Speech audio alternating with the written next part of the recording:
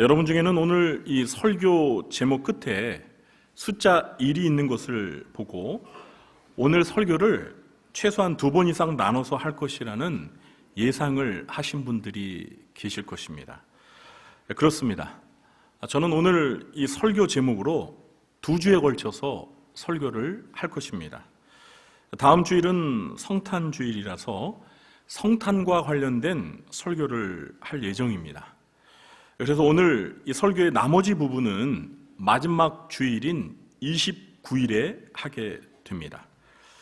잠시 말이 나온 김에 야고보서 설교 일정을 좀 말씀드리면 앞으로 야고보서 강해가 한 5번 정도 남았습니다.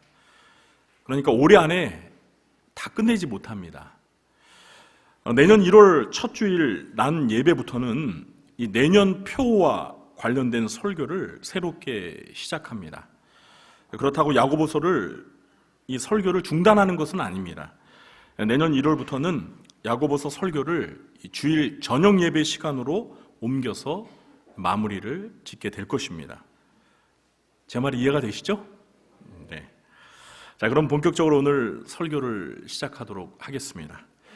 오늘 본문에서 야고보는 이 초대교회 당시 이 교회 공동체 안에서 여러 가지 심각한 문제를 안고 있는 신자들에게 영적인 지도자로서 꼭 필요한 권면을 하고 있습니다. 저는 교회 안에 이 여러 가지 심각한 문제를 안고 있는 신자들을 가리켜서 세속적인 신자라고 부르겠습니다. 물론 오늘 본문에 세속적인 신자라는 표현은 나오지 않습니다. 이건 어디까지나 제가 편의상 그렇게 부르는 것입니다. 오늘은 이 교회 안에 있는 이 세속적인 신자들에게 주는 권면의 내용을 살펴보기 전에 본문에서 야고보가 말하는 세속적인 신자란 어떤 신자들을 가리키는지에 대해서 살펴보려고 합니다. 교회 안에 있는 세속적인 신자는 과연 어떤 신자일까요? 첫째, 싸우고 다투는 신자입니다. 1절을 우리 함께 읽어보겠습니다. 너희 중에 싸움이 어디로부터 다툼이 어디로부터 나느냐? 너희 지체 중에서 싸우는 정욕으로부터 나는 것이 아니냐? 네, 여기에서 이 싸움이라는 말의 원어는 전쟁 또는 전투의 의미를 가지고 있습니다. 전쟁처럼 상대를 해하려고 이 치고받고 싸우는 몸싸움을 의미합니다. 다툼이라는 말의 원어는 언쟁 또는 논쟁이라는 의미를 가지고 있습니다. 이것은 말로서 거칠게 다투는 말다툼을 의미합니다. 자, 그런데 이 싸움과 다툼이라는 두 단어 모두 단수가 아니라 복수로 쓰여졌습니다. 그러니까 한 번 싸우고 다툰 게 아닙니다. 상습적으로 여러 번 싸우고 다툰 것입니다. 그런데 이런 불미스러운 일들이 어디에서 발생했을까요? 너희 중에서입니다. 이것은 교회 신자들 중에서라는 의미입니다. 이런 반복적인 싸움과 다툼이 조폭들 사이에서 발생한 게 아니라 교회 안에서 발생했다는 것입니다. 초대교회 안에서 신자들끼리 여러 차례 서로 거칠게 몸싸움을 하며 온갖 욕설을 퍼부으면서 다투는 일이 있었다는 것입니다. 그런데 더 충격적인 것은 이런 일들이 초대교회 안에서만 있는 일이 아니라는 것입니다. 오늘날에도 교회 안에서 이런 일들이 신자들 사이에서 있다는 것입니다. 저는 부목사 시절에 분쟁이 발생한 교회에서 사역을 한 경험이 있습니다. 신자들이 교회 시설물을 때려 부수고 예배당에 용역 깡패들을 앞장세워 몸싸움을 벌이고 폭력을 휘두르며 중직을 맡은 신자들의 입에서 서로를 향해 온갖 저주와 욕설을 퍼붓는 광경을 약 1년 동안 거의 매일 목격했습니다. 정말 그 광경은 한마디로 전쟁이었습니다. 과연 우리는 교회에서 이렇게 싸우고 다투는 신자들을 경건한 신자라고 말할 수 있을까요? 아니죠. 어떻게 그런 신자를 가리켜서 경건한 신자라고 말할 수 있어요? 그런 신자는 세속적인 신자입니다. 야고보는 1절에서 교회 안에서 이런 싸움과 다툼이 발생하는 원인이 무엇이라고 말하고 있습니까? 제가 읽어볼까요? 너희 지체 중에서 싸우는 정욕으로부터 나는 것이 아니냐. 너희 지체 중에서라는 말은 우리의 몸을 말하는 것이 아니라 교회를 구성하고 있는 지체들, 곧 신자들 중에서라는 말입니다. 교회 신자들 중에서 싸우게 하는 정욕으로부터 싸움과 다툼이 발생한다는 것입니다. 여기에서 정욕이라는 말은 이기적인 욕망을 가리킵니다. 그러니까 세속적인 신자들 안에 있는 이 자기밖에 모르는 이기적인 욕망이 교회 안에 있는 신자들 사이에서 싸움과 다툼을 일으키는 원인이라는 것입니다. 사랑하는 성도 여러분, 이 이기적인 욕망을 극복하지 못하면 저와 여러분도 얼마든지 교회 안에서 싸움과 다툼을 일으키는 세속적인 신자가 될 수 있습니다. 여러분, 이 이기적인 욕망을 극복하십시오. 그래야 교회 안에서 다툼과 싸움이 일어나지 않습니다. 우리 곁에 계신 분들과 함께 이렇게 말해 보겠습니다. 이기적인 욕망을 극복합시다. 네. 둘째, 기도 생활에 문제가 있는 신자입니다. 우리 2절과 3절 말씀 함께 읽어보겠습니다. 너희는 욕심을 내어도 얻지 못하여 살인하며 시기하여도 능히 취하지 못함으로 다투고 싸우는도다. 너희가 얻지 못함은 구하지 아니하기 때문이요 구하여도 받지 못함은 정욕으로 쓰려고 잘못 구하기 때문이라. 아멘. 여러분, 기독교는 기도교다라는 말이 있습니다. 기독교의 신앙생활 가운데 기도 생활이 얼마나 중요한지를 강조하는 말입니다. 여러분, 기도가 무엇입니까? 우리가 이 기도에 관해서 정의를 내릴 때 이 다양한 설명이 가능합니다. 그런데 일반적으로 기도는 하나님의 자녀가 하나님 아버지께 마음의 소원을 아뢰는 것이라고 정의할 수 있습니다. 자, 신앙생활을 정상적으로 바르게 잘하는 신자들은 이 자신들에게 필요한 것들을 하나님 아버지께 구함으로써 받습니다. 그러나 세속적인 신자들은 어떻습니까? 오늘 말씀 보니까 세속적인 신자들은 욕심을 부려 무엇인가를 갖고자 했지만 얻지 못하면 남을 살인하며 시기한다고 합니다.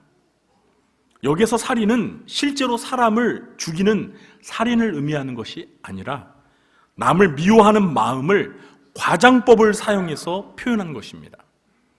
요한일서 3장 15절에 보면 그 형제를 미워하는 자마다 살인하는 자니 이렇게 기록되어 있습니다. 세속적인 신자는 남을 미워하고 시기하면서까지 자기가 갖고자 하는 것을 취하려고 합니다. 그러니까 자꾸 다툼과 싸움만 일어나게 되고 정작 자기가 원하는 것을 갖지 못하게 됩니다. 야고보는 세속적인 신자의 이런 모습을 보면서 기도와 관련하여 그들의 신앙생활에서 발견되는 두 가지 문제점을 지적하고 있습니다. 첫 번째는 그들이 하나님께 간구하지 않기 때문에 얻지 못한다는 사실입니다. 2절 하반절을 제가 읽어보겠습니다. 너희가 얻지 못함은 구하지 아니하기 때문이요. 얻지 못하는 이유가 무엇 때문이라고요? 하나님께 구하지 않았기 때문이라는 거예요. 여러분, 세속적인 신자들은요, 기도에 열중하지 않습니다. 그들은 자신들의 필요를 하나님께 간구하는 일을 하지 않는다는 거예요. 하나님께 구하지 않기 때문에 하나님께 얻지도 못하는 거예요. 두 번째는 어쩌다 하나님께 간구하더라도 구하는 동기가 잘못되어서 얻지 못한다는 사실입니다. 3절을 우리 함께 읽어볼까요? 구하여도 받지 못함은 정욕으로 쓰려고 잘못 구하기 때문이라. 세속적인 신자들은 기도에 별 관심이 없습니다. 그러나 기도를 전혀 하지 않는 것은 아닙니다. 그들도 분명 기도할 때가 있습니다. 자신들의 필요를 하나님께 구할 때도 있습니다. 그런데 문제는 구하는 동기가 정욕으로 쓰려고 잘못 구하기 때문에 간구를 해도 받지를 못한다는 거예요. 자신들의 이기적인 욕망을 만족시키기 위해 하나님께 구하기 때문에 하나님 아버지께서 그들의 요구를 들어주지 않는다는 것입니다. 기도는 하나님 아버지께서 하나님의 자녀들에게 주신 특권입니다. 그런데 세속적인 신자들은 이 특권을 잘 사용하지 못하고 잘못 사용함으로써 하나님께로부터 아무것도 얻지 못한다는 거예요. 한번 저와 여러분의 기도 생활을 돌아보시기 바랍니다. 저와 여러분은 하나님 아버지께 우리의 필요를 구하고 계십니까? 그럼 여러분 어떤 동기를 가지고 하나님께 구하십니까? 혹시 내 이기적인 욕망, 그 욕심을 충족하기 위해서 하나님께 달라고 떼를 쓰고 계시지는 않습니까? 그렇게 아무리 해봐도요, 정욕으로 쓰려고 잘못 구하면 하나님 아버지께서 주시지 않습니다. 오늘 야고보의 말씀을 한번 거울로 삼아서 우리의 기도 생활을 한번 점검해 보세요. 내가 세속적인 신자처럼 기도 생활을 하고 있는가? 아니면 정말 바르게 하나님 앞에서 올바른 것을 구하면서 기도 생활에 열중하고 있는가? 우리 구루장교 성도님들은 모두가 하나님 앞에 바르게 기도 생활하셔서 하나님 아버지께 구하는 것마다 다 받으시는 축복을 누리시길 주님의 이름으로 축원합니다. 셋째, 세상과 벗이되는 신자입니다. 4절을 함께 읽어볼까요? 가늠한 여인들아, 세상과 벗된 것이 하나님과 원수됨을 알지 못하느냐? 그런즉 누구든지 세상과 벗이되고자 하는 자는 스스로 하나님과 원수되는 것이니라. 아멘. 자, 여기에서 가늠한 여인들은 실제 간음죄를 지은 여인들을 가리키는 것이 아닙니다. 영적인 간음죄를 지은 신자들을 가리키는 비유적인 표현입니다. 아니, 간음죄는 남자도 지는데 왜 하필 여인이라고 했냐고 우리 여성분들이 좀 기분이 나빠하실 수 있는데요. 그러지 마세요. 왜냐하면 이 성경은 남녀를 불문하고 모든 신자를 하나님과 예수님의 신부 또는 아내로 묘사하고 있습니다. 그래서 여인이라고 한 거예요. 여인을 무시해서가 아닙니다. 여러분, 결혼한 아내는 자기 남편만을 사랑해야 합니다. 아멘 하시는 분이 한 분도 안 계시네요.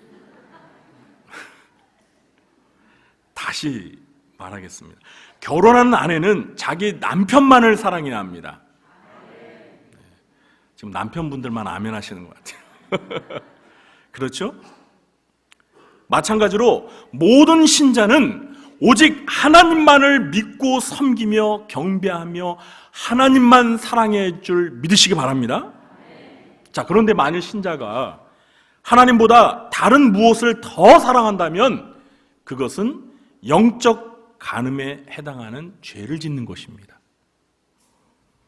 야고보는 신자가 하나님을 가까이 하지 않고 세상과 친구, 벗이 되어 세상을 사랑하고 세상을 가까이 하는 것을 하나님과 원수가 되는 영적인 간음으로 규정하고 있습니다. 그렇습니다. 사도 요한도 요한일서 2장 15절에서 이렇게 말했습니다. 이 세상이나 세상에 있는 것들을 사랑하지 말라. 누구든지 세상을 사랑하면 아버지의 사랑이 그 안에 있지 아니하니. 세상을 사랑하는 자는 그 안에 하나님 아버지에 대한 사랑이 없다는 거예요. 신실한 신자는 그 누구보다, 그 무엇보다 하나님을 가장 사랑합니다. 그러나 세속적인 신자는 하나님보다 세상에 더 관심이 많고 세상을 더 사랑합니다. 세상과 벗이되어 세상을 가까이 하다 보면 점점 하나님과 원수처럼 멀어지게 되어 있습니다. 신자들 중에는 하나님에게는 별 관심이 없고 온통 세상에만 관심이 있는 사람들이 있습니다. 세상 일은 밤을 새가면서 열심히 하면서도 하나님의 일을 하는 것은 시간을 낭비하는 것으로 생각하는 신자들도 있습니다. 야고보는 이렇게 세상과 벗이된 세속적인 신자들에게 꼭 명심해야 할 한 가지 사실을 가르쳐주고 있습니다.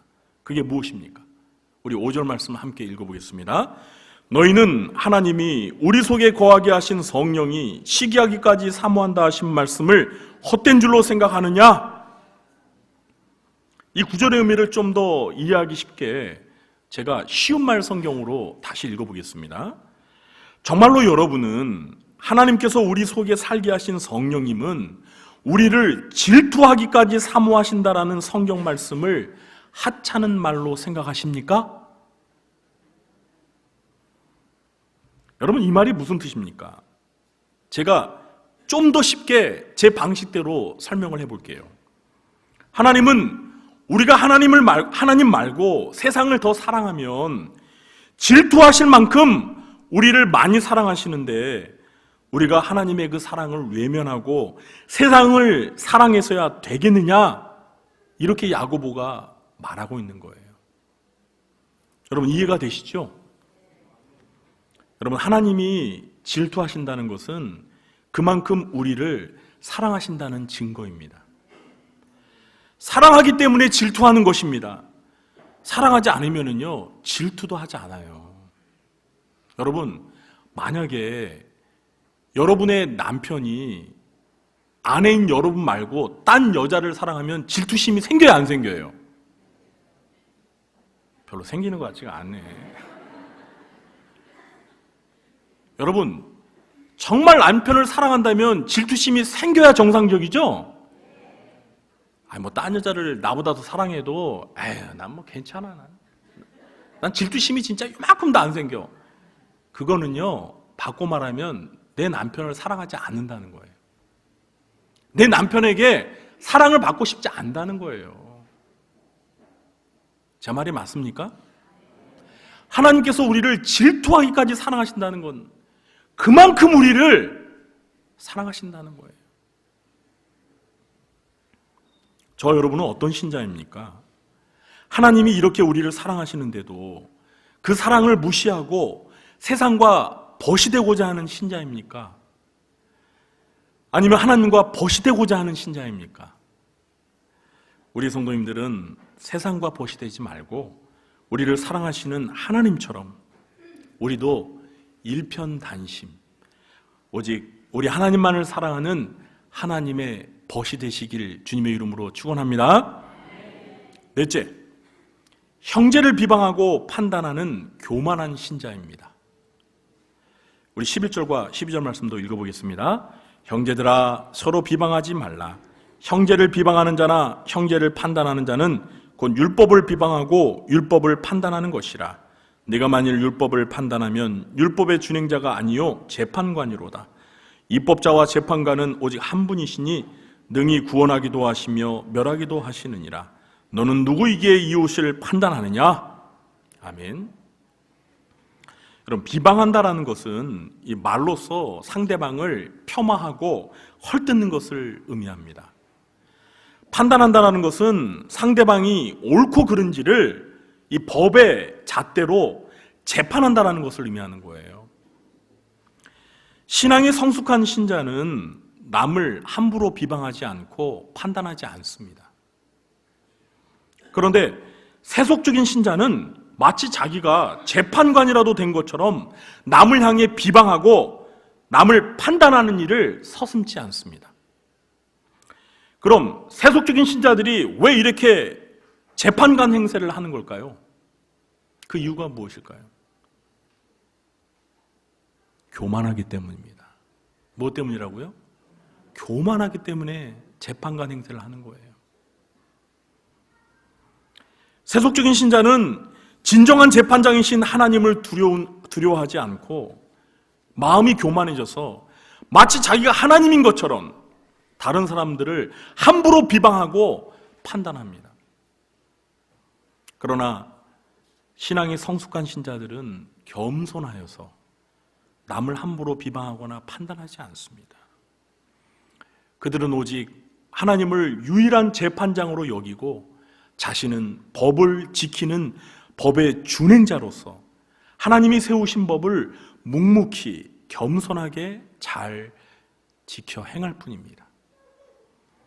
야고보는 4장 6절에서 세속적인 신자들을 향해 하나님이 교만한 자를 물리치시고 겸손한 자에게 은혜를 주신다라는 이 잠언 성경 구절을 인용하면서 교만한 세속적인 신자가 되지 말고 하나님의 말씀에 온전히 순종하는 겸손한 신자가 될 것을 주문하고 있습니다.